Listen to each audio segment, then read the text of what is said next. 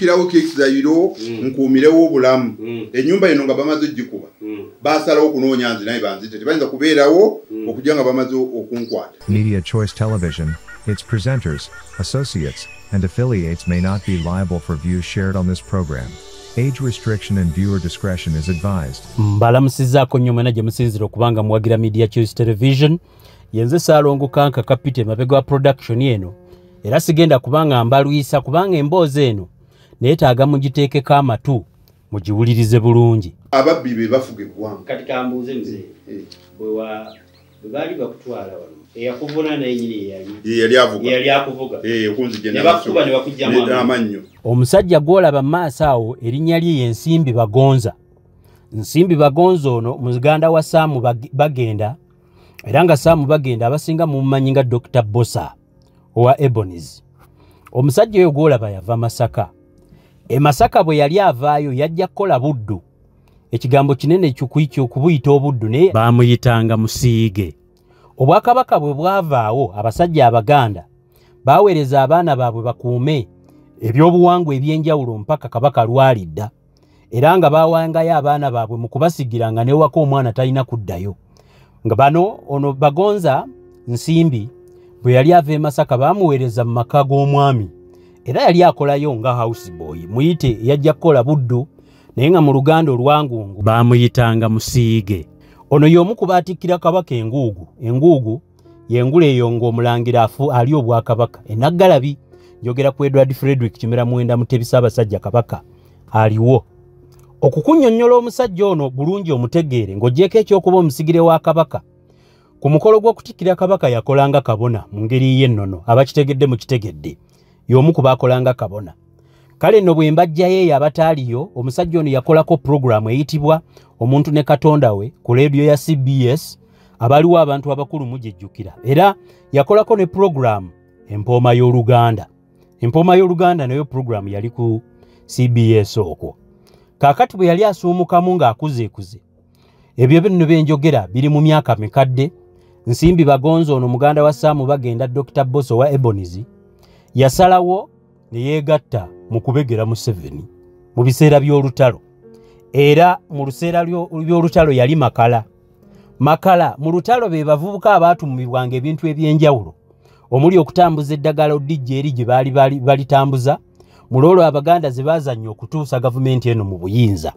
Era Makala ono yaŋŋambye bulungi nnyo gye tulaga. Mbannyonnyola ntandikwa musobole okutegeera n'okusaayo amatu. Bamakala baali bangi era ye yakola gwa Makala. Nga mu kuvuga ensawo z'amando zitwalira abayeekera mu nsiko bafumbe emmere balye n'amadagala yali Mo. Kakati yakoma kuweereza buweereza mu Bwakabaka kati ate ne lwa Museveni mu lutalo ayina ekibinja kye yalimu era agenda kukibabuulira bulungi nga ne bayogerako nabo baaliwo. Mu kusiimibwa emirimu egyo gyonna engeri gye yali teyasoma olutalo bulwagwa tiyaweebwa mulimu mu gavumenti ne ku CBS nkugambye yakolanga mu programu Omuntu ne Katonda we ate oluvannyuma nakola mu programu Empooma y'Oluganda. Naye mu kusiimibwa ab'ekika gye baamusindika okukola obuddu oba buyite obusigire yali mu kika ky'Abankima. Tebaalwa olwo ne bamuwaayo akataka.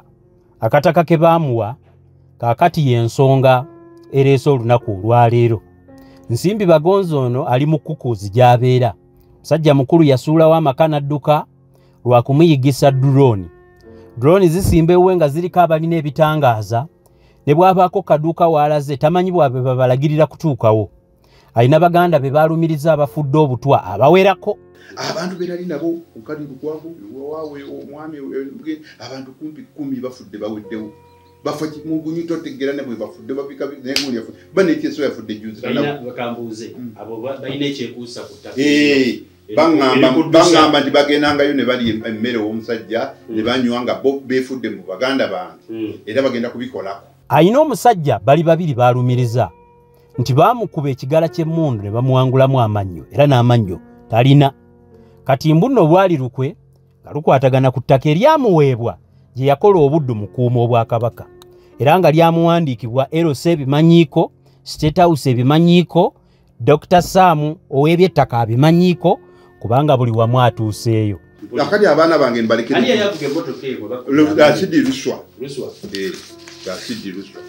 yali avuga era ebbaluwa zange ziri awo eziddwaliro nalizikuwa zino ezo kazino wakati lasiti bwe yavuga konde olwo teyaddayo kulabika kubanga amuguzizza.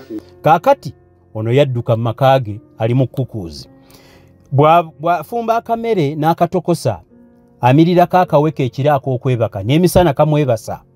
Oyinza n'omusanga emisana baneiba be bamutaasanga emmere n'atera omwokya. Mbeera wano bwenti bwe buziba nga neesolosa mpola nga ngulayo akamonde ngulayo nga mbiteeka mu nyumba nga nsibawo nasirikira wano naye kakati na wano nyiri banaza okumucojja noonya alina akayumba oba gyali amunyambe ate nziruka eno.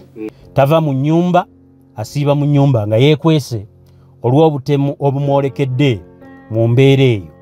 Kakati bwe neefuula abimwogerera munaagamba mpaayiriza ye puroguramu katugitandike ebyo bye bigirimu muteekeeyo amatu mumale mumpa amagezi katugitandike puroguramu y'olwaleero.